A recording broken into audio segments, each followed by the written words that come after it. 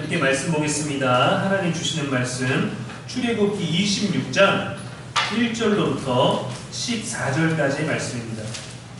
너는 성막을 만들 때 가늘게꼰 배실과 청색, 자색, 홍색실로 그룹을 정교하게 수놓은 10폭의 휘장을 만들지니 네 폭의 길이는 28규빗, 너비는 4규빗으로 각 폭의 장단을 같게 하고 그 휘장 5폭을 서로 연결하며 다른 5폭도 서로 연결하고 그 휘장을 이을 끝폭가에 청색 뿔을 만들며 이어질 다른 끝폭가에도 그와 같이 하고 휘장 끝폭가에 고신계를 달며 다른 휘장 끝폭가에도 고신계를 달고 그 고들을 서로 마주보게 하고 금 갈고리 12개를 만들고 그 갈고리로 휘장을 연결하여 한 성막을 이룰지며 그 성막을 덮는 막 곧 휘장을 염소털로 만들되 11폭을 만들지며 각 폭의 길이는 30규빗, 너비는 4규빗으로 11폭의 길이를 갖게 하고 그 휘장 5폭을 서로 연결하며 또 6폭을 서로 연결하고 그 6째 폭 절반은 성막 전면에 접어들이우고 휘장을 이을 끝폭가에 고 신계를 달며 다른 이을 끝폭가에도 고 신계를 달고 놋 갈고리 신계를 만들고 그 갈고리로 그 고를 꿰어 연결하여 한 막이 되게 하고 그 막 곧 휘장의 그 나머지 반폭은 성막 뒤에 늘어뜨리고 막 곧 휘장의 길이에 남은 것은 이쪽에 한 규빗 저쪽에 한 규빗씩 성막 좌우 양쪽에 덮어 늘어뜨리고 붉은 물 들인 순양의 가죽으로 막의 덮개를 만들고 페달의 가죽으로 그 위 덮개를 만들지니라. 아멘. 이것은 살아계신 우리 하나님의 말씀입니다. 오늘은 성막 13번째 시간 회막의 덮개들이라는 제목으로 말씀 전하도록 하겠습니다. 성막 안쪽에는 거룩한 공간으로 구별되어진 성전 같은 곳이 있죠. 거기를 지성소, 성소라고 했습니다. 지성소가 더 안쪽 깊이 있고요. 성소와 지성소가 통합된 이 직사각형의 공간을 회막이라고 명칭하도록 하겠습니다. 여기에는 오늘 본문 말씀에 보니까 4개의 덮개가 들어갔어요. 그러니까 여러 개를 아름답게 수놓은 천사들의 모양을 수놓은 정교한 덮개 하나가 있고, 다음에 염소털로 만든 덮개 하나가 있고, 다음에 순양의 가죽인데 붉은 물을 들인 가죽이 하나가 있고, 마지막에는 해달 덮개입니다. 해달이라고 되어 있는데 이제 바닷가 생물이기도 하지만 이제 돌고래 가죽이라고 얘기를 하기도 합니다. 이 4가지 덮개를 통해서 함께 말씀 나누겠습니다. 가장 안쪽에 그러니까 성소, 지성소에 있는 바로 위에 여기는 천장이 따로 없고 덮개 4개로 덮여 있는 거거든요. 천장이. 거기 첫 번째는 가장 안쪽의 덮개는 뭐라고 되어 있냐면 가늘게꼰 배실과 청색, 자색, 홍색실로 그룹 천사들의 모양을 정교하게 수놓은 것입니다. 개역 개정에는 휘장이라고 나오고요. 이전 버전인 개역 한글에서는 앙장이라고 나옵니다. 앙장, 천정을 대신하는 제사 드릴 때 치는 그 커튼을 말하죠. 영어 성경에는 그냥 단순하게 커튼이라고 나왔는데 또 이렇게 세로로 늘어뜨리는 우리가 일상생활에서 쓰는 정면에 걷는 커튼은 이제 휘장으로 따로 있고 덮개라고 이제 제가 명칭을 할게요.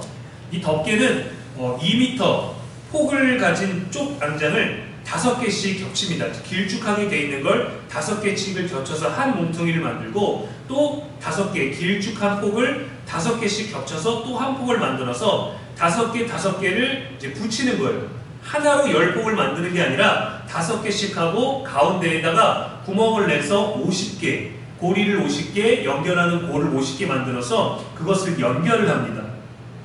50개로 연결이 되어 있는데 첫 번째 덮개, 천사들을 아름답게 수놓은 것은요, 금으로 만든 50개의 연결고리로 연결을 해요. 금으로. 가장 안쪽에 있는 거. 다음 2번째는 염소털로 만든 덮개입니다. 첫 번째 덮개는 정교하게 수놓아 있는데 2번째 덮개는 단순하게 그냥 만들지며 라고 되어 있어요. 수놓아라 라고 첫 번째는 되어 있고 2번째는 만들지며 라고 되어 있습니다. 2번째 덮개는 첫 번째 덮개보다 한 폭이 많습니다. 5폭이랑 6폭을 합쳐서 또 중간에 50개의 고리로 연결을 해갖고 11폭으로 이어졌어요. 정교하게 수놓은 것이 없는 단순한 것이지만 단순한 것이기 때문에 이전의 첫 번째 덮개보다 우리가 가치를 따지자면 가격은 훨씬 저렴합니다. 50개의 갈고리로 연결을 했는데 두 번째 덮개는 금이 아니라 노수로 연결을 했어요. 노수로 고리를 사용했습니다. 여기서 우리가 고리가 50개인 것을 조금 더 생각해 보면은 구약에 나오는 이제 숫자를 우리가 조금 의미를 찾아볼 수 있겠죠. 성경에서 50은 777절이라고 불리는 오순절의 숫자입니다. 77이 49가 되고 49에 되는 그 이제 해, 그것을 지내고 맞이하는 해가 50이 되는 숫자, 그거를 이제 77절이라고 합니다. 뭐 수장절, 50일, 처음 열매를 드리는 날, 이런 식으로 이제 표현을 하는데, 우리가 알고 있는 고대 맥추절이에요. 맥추절. 7월쯤에 우리가 맥추감사절을 드리잖아요. 처음 것을 걷어들이는 절기, 그 맥추절을 이제 희년, 오순절이랑 이제 비슷하게 여깁니다. 출애굽기 23장 16절에 근거합니다. 맥추절을 지키라. 이는 내가 수고하여 밭에 뿌린 것의 첫 열매를 거두이니라. 그리고 희년이라는 것이 있습니다. 레위기 25장 10절에 너희는 50년째 해를 거룩하게 하여 그 땅에 있는 모든 주민을 위하여 자유를 공포하라. 이 해는 너희에게 희년이니 너희는 각각 자기의 소유지로 돌아가며 각각 자기의 가족에게로 돌아갈지며 라고 되어 있습니다. 희자는 이제 기쁠 희자를 사용하죠. 그러니까 모든 사람에게 기쁜 날이라는 거예요. 대사장이 나팔을 불면은 50년째 되는 그해 이제 희년을 시작하는데 빚진 것을 탕감해 줍니다. 소유를 생계를 지탱하다가 생계 때문에 땅을 팔게 되거나 조상으로부터 물려받은 집이나 가문의 재산이 있으면 그것을 내어주잖아요. 희년이 되면은 50년째는 모든 것들이 다 원상복구됩니다. 그러니까 땅의 소유를 원래 주인에게 돌려주고 노예로 된 자, 노예로 팔려간 사람들은 자기 집으로 가족에게로 돌아갈 수 있게 됩니다. 해방의 날인 거죠. 소유한 사람들이나 돈을 꿔준 사람들한테는 속 터지는 일이 되기도 하겠죠. 내가 힘들게 노예를 많이 부리고 또 내가 인생에 성공해서 땅도 많이 가지고 저기 땅도 사고 쟤네 집안 땅도 사고 다 땄는데 희년이 되면 하나님의 복지는 다 돌려주는 거예요. 잃어버린 사람, 빼앗긴 사람한테 다 돌려주는 겁니다. 근데 이 여기에 이제 가죽을 통으로 하면은 설치하고 해체하기가 힘들잖아요. 덮개가 10폭짜리로 하면은 이제 무게가 막 수십 킬로가 나갈 텐데 이게 힘드니까 두 개를 연결하는 50개 연결고리로 연결이 되어 있는 것은 우리가 이 모든 것들이 해방된다는 것, 연결이 해체되는 게 아니라 뭔가 흩어져 있는 것들이 연결되는 건 하나님 안에서 모든 것들이 이루어지는 거예요. 다니엘 시대 때 또 그 전 때부터 해가지고 대제국들의 나라를 빼앗기고 땅을 빼앗기고 3차에 의해서 포로로 다 끌려가지 않습니까? 그들이 왜 끌려가게 되냐면 하나님이 만들어 놓은 절기를 지키지 않은 거예요. 그 다음에는 다니엘 시대 때 하나님께서 70년에 대한 예언을 주시죠. 70년이 되면 너희가 돌아오리라. 70년이 되면 바벨론이 무너지리라 했습니다. 성경 말씀을 통해서 다니엘은 그걸 깨달았는데 그게 왜 70년이 되었는가? 하나님이 단순히 70년을 한 게 아니라 이스라엘 백성들이 6월절 같이 중요한 절기들을 우상숭배와 또 하나님을 떠난 것과 자기 멋대로 살면서 하나님이 지키게 했던 그 절기를 지키지 않은 연수들을 계산해 보니까 그만큼이 부족돼 있었다라는 거예요. 그래서 하나님은 너희들이 이만큼은 괴로워하게 될 것이고 이만큼은 포로로 땅을 빼앗긴 채로 살게 될 것이라 했는데 그만큼이 지나고 나면 하나님이 희년을 맞이하게 되는 것처럼 모든 것들에게 자유와 해방을 주신다는 겁니다. 때로는 우리들에게 어려움들이 찾아오는데 그 어려움들이 우리가 언제 고쳐질지 언제 나아질지 나아지지 아니할지 아니면 우리가 생각한 것보다 금방 회복될지 알 수가 없어요. 질병이 될 수도 있고 고난이 될 수도 있고 시험이 될 수도 있고 모든 인생의 어려움들이 있을 때 우리는 언제 하나님 이것이 나아집니까? 언제 이것이 해결됩니까가 아니라 주어진 오늘 가운데서 하나님의 뜻과 하나님의 절기를 잘 지키는 게 중요합니다. 하나님은 누적된 것들을 가지고 우리들을 심판하시는 거예요. 그만큼 기다리셨다는 거죠. 50년에 한 번 있는 절기, 또 7년에 한 번 있는 절기, 매년 있었던 절기, 그 모든 것들을 지키지 않은 그 절기의 날들을 계산해 보니까 수십 년이 쌓여 있었다라는 거죠. 하나님 미래의 날들에 대한, 하나님 우리들의 날들에 대해서 하나님 책임져 주십시오. 좀 알려주십시오. 언제입니까? 그때가 언제입니까? 그 시가 언제입니까? 누굽니까? 누가 오는 겁니까? 누가 이렇게 우리를 배신합니까? 누가 우리를 도우러 옵니까? 우리가 그것에 대해서 안다면 우리 삶은 더 건강해지지 않습니다. 누가 우리를 배신할 줄 알면 이미 우리는 그 사람을 미워하고 시작하겠죠. 누가 우리를 도울 줄 알면 우리는 당연히 편파적으로 그 사람에게 더 잘하려고 하겠죠.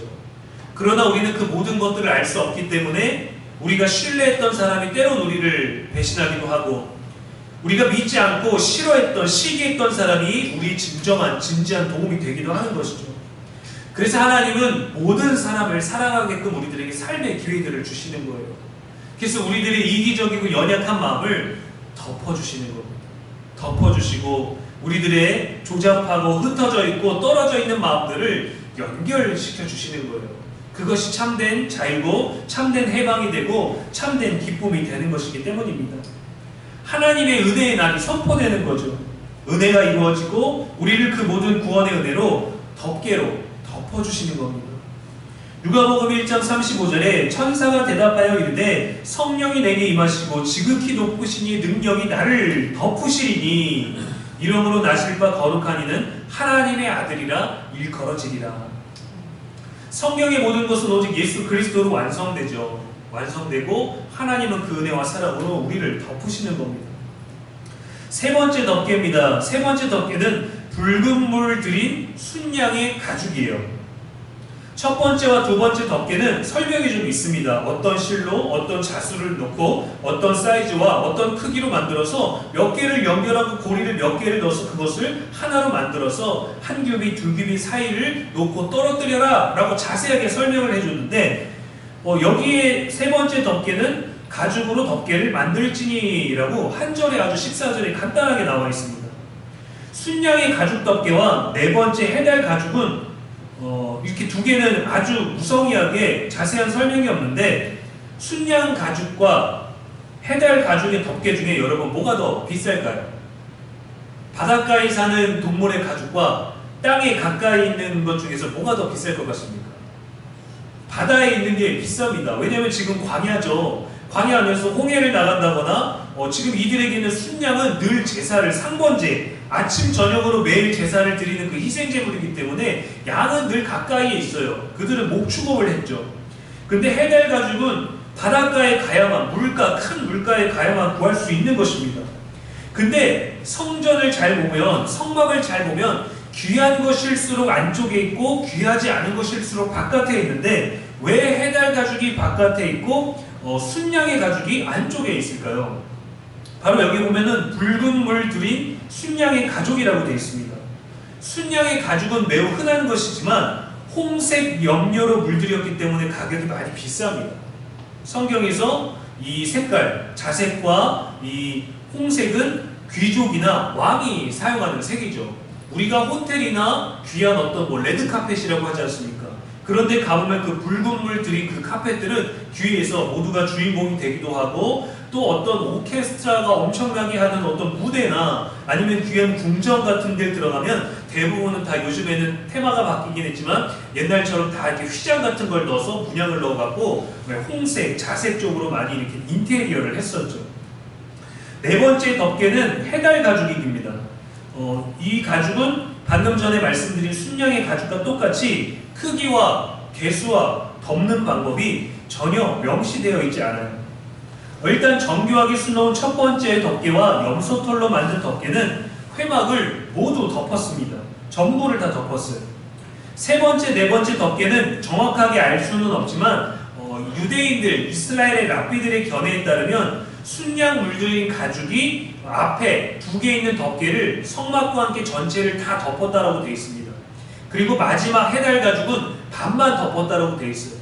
그래서 밖에서 봤을 때 반은 해달 가죽으로 검정색으로 보이고, 요 입구 쪽에 있는 쪽은 순양의 붉은 물 들인 순양의 가죽이 있어서 붉은색 반, 이제 검정색 반이라고 얘기하는 주장이 있고, 또 많은 사람들의 견해는 마지막에 해달 가죽으로 전부를 덮어서 성막에 들어가는 제사장들과 대제사장 빼고는 모든 사람들은 성막 밖에서 검정색 덮개만 볼 수 있었다. 저것이 무엇인지 아무도 몰랐다라는 이 두 가지 견해가 가장 많은 인지도를 갖고 있습니다.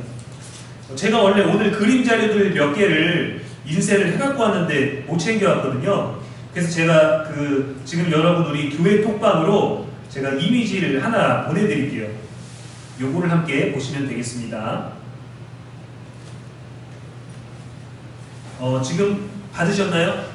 핸드폰에 보시면 지금 성막에 축소된 모형을 공유해드렸습니다. 여기에 보면은 성막에 입구가 있고요. 성소에 입구가 있고 처음에 청색, 가는배실, 홍색, 실로 이렇게 자수를 이제 화려하게 꼰 이미지가 나오죠. 그리고 그게 첫 번째 덮개로 폭이 연결되어 있고 두 번째는 그 다음에 나와 있는 염소털로 만든 덮개가 11폭이 연결이 되어 있고 그 위에 붉은 물들인 순양의 가죽이 있습니다. 그리고 또 그 위에 이제 해달 가죽이 있죠. 이제 돌고래 모양 같이 생겨 있는 거.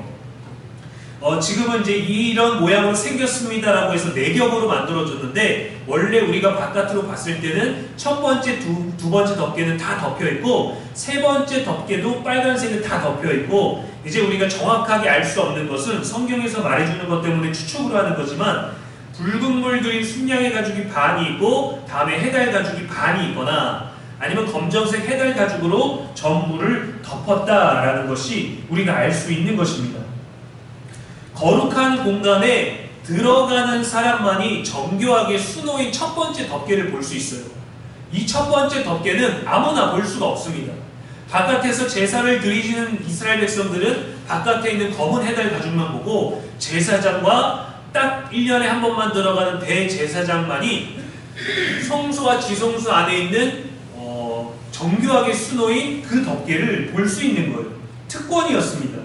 출애굽 당시에 이후에 자리 잡은 성전에서도 특정 신분과 특별한 자만이 이 예배당에 들어갈 수 있었던 것입니다. 지금은 우리가 성전에 와서 꽃꽂이도 있고 다양한 화분이나 우리 교회 인테리어를 위해서 신경 쓰는 것들이 있지만 지금은 여러분 원하는 모든 자들이 들어올 수 있습니다. 교회 등록하지 않아도 우리는 이 교회 와서 함께 찬양할 수 있어요. 오늘 우리가 불렀던 이 축복의 찬양도 교회 처음 오는 사람이 낯선 사람이 교회를 떠났다가 상처받았다가 다시금 하나님 앞에서 예배드리길 원하는 사람이 언제든 들어와도 그 축복의 찬양이 자신의 것으로 받아들일 수 있습니다. 그러나 구약시대에는 아무도 그것을 마음대로 들어갈 수도 없었고 볼 수도 없었다라는 것이죠. 진정으로 예배드리길 원하는 사람, 기도를 원하는 사람들에게는 진실로 엄청난 축복입니다. 그래서 우리는 복음을 기쁜 소식이라고 말하는 거죠. 예수님께서 십자가를 지심으로 그분의 보혈에 힘입어 우리는 성전에 들어갈 수 있게 되었고 자격 없는 우리들에게 예수님이 입고 계신 의의 옷을 입혀주신 거예요. 그분의 옷으로 우리를 덮어주신 거예요. 우리가 사회에서도 어떤 자리와 모임에 갈 때 그 모임에 맞는 옷차림을 가지고 갑니다.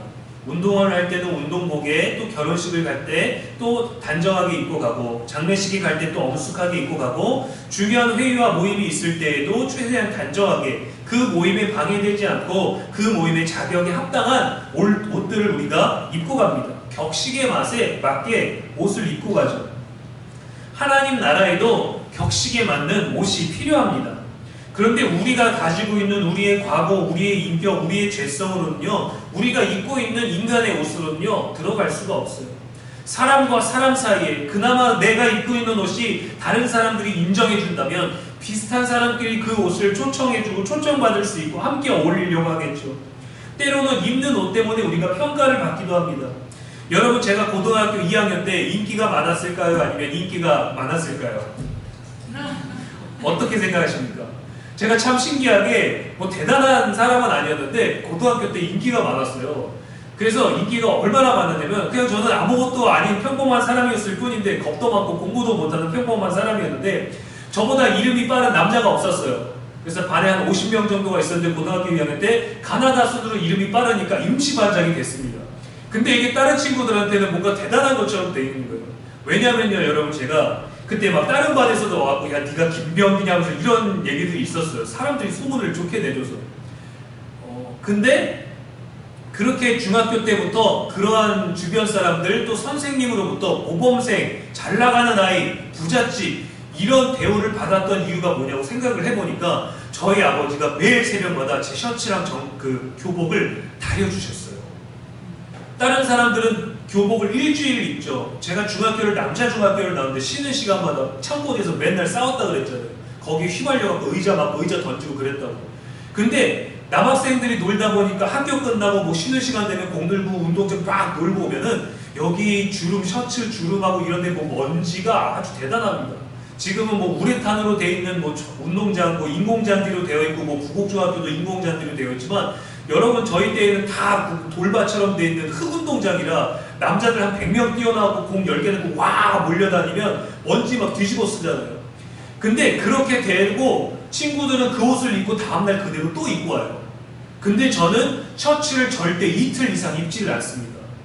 여기가 까매지거나 더러워지면 분명히 딱 이틀 입고 다음날 교복을 깨끗하게 각을 잡아가지고 다려서 입고 와요. 그러니까 저는 저희 집에는 어떤 내시가 있는 줄 알았대요. 저희 집에 옷을 다려주고 도시락 싸주는 사람이 있었는 줄 알았대요. 저는 고기 반찬, 햄 반찬, 애들이 싸우는 뭐 귀한 장조림 이런 거 싸가지 못하고 김치, 알타리, 뭐 무채집 이렇게 3가지를 싸갔었어요.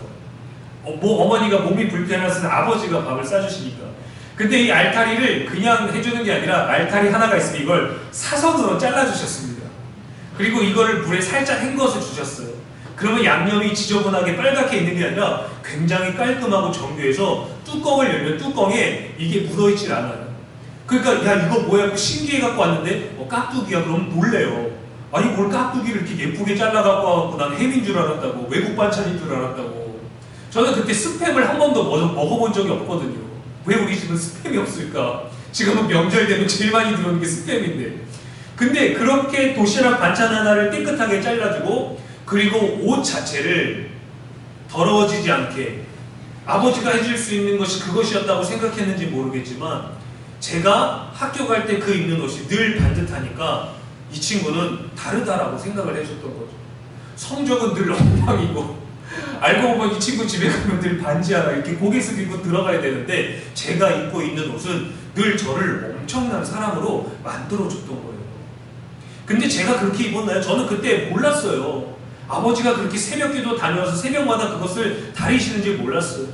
교복 바지의 원턱에 그 주름이 잡혀있는 것이 날선것과 묻은 것인 줄 몰랐어요. 구겨지고 냄새나는 사람들 사이에 있었기 때문에 저는 당연히 같은 줄 알았습니다. 저도 똑같은 사람인 줄 알았어요. 똑같은 줄 알았어요. 근데 사람들 보기에, 선생님 보기에 제 옷은 늘 반듯했던 거예요. 공부 잘 못하고 서투르고 소심하지만 제가 입고 있는 교복은 똑같은 교복과 달랐던 겁니다. 근데 그게 늘 눈에 띄었던 거예요. 그래서 저는 늘 잘 나가는 사람, 대단한 부잣집 사람, 공부 엄청 잘하고 싸움도 잘하는데 그걸 다 숨기고 사는 어떤 은둔하고 있는 능력자 같은 사람으로 대우를 받았던 거죠. 근데 사람들 눈에는 그 옷이 격식 있고 부잣집의 옷 같았지만 실제로 제가 인생에서 입고 있는 옷은 자격 없는 옷입니다. 천국에는 들어갈 수 없는 옷이었고 지금 이 우리가 함께 나누고 있는 성막에는 들어갈 수 없는 옷이었어요. 근데 죄가 죄의 옷을 입고 있을 때 그 옷을 처리할 방법이 없고 내가 죄의 옷을 벗어서 죄가 덜 있는 사람한테 준다 해도 그 사람은 자기의 죄의 옷을 해결할 수가 없는 거죠. 누군가가 입혀줘야만 우리의 신분이 바뀌는 겁니다. 저는 그 옷에 대해서 아무것도 몰랐지만 아버지가 저의 신분을 완전히 바꿔준 거예요. 사람들 앞에 드러나는 모습을 완전히 바꿔준 거죠. 근데 예수님은 우리들의 인생을 바꿔주신 겁니다. 우리의 영혼을 바꿔주신 거예요. 제가 학창시절에 그 모든 것들은 아버지께서 변화를 주시고 바꿔주셨지만 하나님은 우리들의 인생의 죄의 옷을 벗기시고 그걸 본인이 입으셨습니다. 왜? 감당하실 수 있기 때문에요. 그리고 자신의 의로운 절대 영원히 더럽혀지지 아니하고 찢기지 아니하는 그 옷을 우리들에게 입혀주셨어요. 근데 여러분 옷이 달라진다고 우리가 달라지나요? 지금 시대에 좋은 차 타고 마약이나 사기치면서 또 무력으로 사람들 것을 빼앗고 부를 축적해서 배운 것도 사실은 없고 그런 어떤 자랑할 만한 것들이 없지만 부유함을 자랑하는 사람들은 많습니다. 정당하지 않는 방법으로 그것들을 누리면서 좋은 차, 좋은 옷을 입고 좋은 삶을 살고 있는 사람들은 많지만 그 사람들 죄의 문제를 해결할 수는 없는 것이죠. 좋은 옷이 문제가 아니라 진짜 좋은 삶을 살고 있는 것에 대해서 우리는 돌아봐야 되는데 모두가 죄인이거든요. 좋은 옷을 입고 있다고 우리 언어가 갑자기 바뀌지 않아요. 정말 좋은 옷을 입고 있는 사람은 그 옷에 걸맞는 태도를 가지게 되는 거거든요. 자세를 가지고 마음가짐을 가지고 매너를 가지게 되는 거거든요. 하나님은 우리들에게 의로운 옷을 입혀주셨어요. 근데 우리의 신분은 여전히 죄인입니다. 우리 안에 여전히 죄가 있고 죄의 흉터, 상처, 지워지지 않는 더러운 자국들, 나쁜 생각들, 부정적인 모든 인식들, 숨기고 싶은 우리의 과거, 후회 전부가 아직 남아있고 옷으로만 입혀져 있는 거예요. 그게 뭐냐면 예수님의 의옷을 우리들에게 입혀주셔서 우리가 예수님이 되는 게 아니라 예수님의 옷으로 덮어주시는 겁니다. 여전히 우리는 죄인이고 옷을 입어도 바뀌지 않지만 덮어주시는 거예요. 베드로전서 4장 8절에 무엇보다도 뜨겁게 서로 사랑할지니 사랑은 허다한 죄를 덮느니라 했습니다. 우리는 발견하기 힘쓰죠. 다른 사람이 얘기하면 지적하고 비평하고 비판하는 데는 정말 예리합니다. 근데 그걸 덮어주는 데는 우리는 좀 둔해요. 이성적으로 접근하면 그렇지만 사랑으로 접근하면 덮어지는 게 가능합니다. 아기를 키우게 되면 여러분들에게 오랜 기억이시겠지만 아기를 키우면 아기가 자다가 이불이 벗어나 있으면 우리는 계속 덮어주려고 하잖아요. 사실은 아이도 더운데 부모의 마음은 아이를 자꾸 덮어주고 싶은 거예요. 자다가 새벽에 깨면은 내 몰래 보는 게 아니라 그래도 아이들 방 가서 아이들 자고 있으면 한번 덮어주고 땀 있으면 닦아주고 얼굴 한번 쓰다듬어주고 가지 않습니까? 예수님께서 그렇지 않다고 덮어주신 거예요. 지금 이 자리에서 사실은 여러분 제가 제일 자격이 없습니다. 죄송하지만 제가 가장 많은 은혜를 받았어요. 저는 이 자리에 설 자격이 없습니다. 근데 예수님이 그렇지 않다고 덮어주신 거예요. 넌 사람으로서도 자격이 없어. 너는 이 나라에도 자격이 없어. 근데 내가 그걸 아니까 그렇지 않다고 덮어주신 거예요. 여러분이 부족한 저를 이해해 주시고 받아들여 주시고 덮어주신 거예요. 저를 지금까지 10년을 어린 시절을 젊은 시절을 군대 시절을 목회하기 전에 어떤 초빙기에 그런 시절을 여러분들이 아셔서 저를 초빙기해 주셨나요? 아니죠. 모르잖아요. 어떤 사람이 올지 궁금도 하고 기대도 되지만 정 목사님에 대한 신뢰를 가지고 저를 받아주시고 이해해주시고 덮어주신 거예요. 지금 이제 제가 5개월 차에 접어들었는데 제가 뭐 대단한 게 있습니까? 제가 자랑할 것이 없고 부끄럽고 불안하고 두려워하고 걱정이 굉장히 많습니다. 그런데도 아무 문제 없이 우리가 예배를 이렇게 드릴 수 있는 건 여러분이 저를 덮어주신 거예요. 제 안에서 노출되고 있는 많은 것들 여러분 아시지만 덮어주시는 거죠. 그리스도께서 저와 여러분에게 베푸신 은혜와 사랑이 우리를 통해 가정과 일터와 일상에 덮여지기를 소망합니다. 성막에 4개의 덮개가 있었죠. 그것은 덮어주는 기능이에요. 요즘은 꽃가루가 여러분 엄청 많이 날리지 않습니까? 밖에 잠깐만 있어도 꽃가루가 가득 덮입니다. 덮개의 기능이 여러분 뭡니까? 바람을 막아주고 비를 막아주고 불순물들이 들어가지 않게 막아주는 방수의 기능도 필요합니다. 그래서 3번째 가죽이 앞에 2 양장을 덮었을 거라는 주장이 나온 것이고 4번째 가죽이 전부를 덮거나 반만 덮었을 거라는 그런 얘기가 있는 거죠. 여러분 덮개가 아름다우면요 덮개는 그 아름다움을 유지할 수가 없습니다. 꽃가루가 날려오고 먼지로 덮이게 되어 있죠. 오래되면 이 더러운 것들이 누적돼서 닦아주거나 털어내거나 긁어내야 될 만큼 덮개는 더러워집니다. 쌓이죠. 아름다움도 어느 순간 덮여버리게 돼 있어요. 덮개는 이 모든 꽃가루와 먼지와 바람과 내리는 미세먼지와 비와 모든 것들을 보호해 줍니다. 희생으로 말미암아 내부의 아름다움은 지켜주고 덮개는 그 모든 비와 바람과 먼지와 쓰레기들을 막는 거죠. 나는 더럽혀지고 안에 있는 것들은 보호해 주는 겁니다. 하나님이 우리를 그렇게 덮어주신 거예요. 우리가 상처받지 않게, 우리가 죄로 누적되지 않게, 우리가 악한 세상의 것들로 쌓이지 않게 우리를 덮여주시고 그 모든 것들은 하나님이 막아주시고 우리는 성전 안에서 가장 깊은 곳에서 보호받으면서 덮인 상태로 아름다움을 유지할 수 있게 해주시고 아름다운 것만 보게 해주신 겁니다. 그 은혜가 우리 안에 있는 거예요. 우리를 덮으신 은혜가 무지하게 큽니다. 그래서 우리는 아름다움을 볼 수 있고 아름답게 머물 수 있고 아름다운 존재가 되었죠. 주 안에 머무는 삶의 기준은 정말 중요한 겁니다. 우리를 덮어주신 하나님의 사랑 안에 머물러야 돼요. 그것이 때로는 무겁게 느껴지고 이 안에 더 비싼 것도 있는데 이것도 좀 보여주고 싶은데 그래서 이거를 나를 덮어주신 그 은혜를 다른 걸로 대체하고 싶고 또 더 좋은 것들로 더 비싼 것들로 화려한 것들로 나를 장식하고 싶고 나를 꾸미고 싶지만 정말 우리를 구원해 줄 수 있는 것은 예수님의 은혜입니다. 덮어주신 은혜 기억하며 우리도 누군가의 아픔과 후회와 상처와 부끄러움을 덮어줄 수 있는 자비와 긍휼과 사랑이 가득한 저희 교회와 저와 여러분 모두가 되기를 주님의 이름으로 간절히 축복합니다.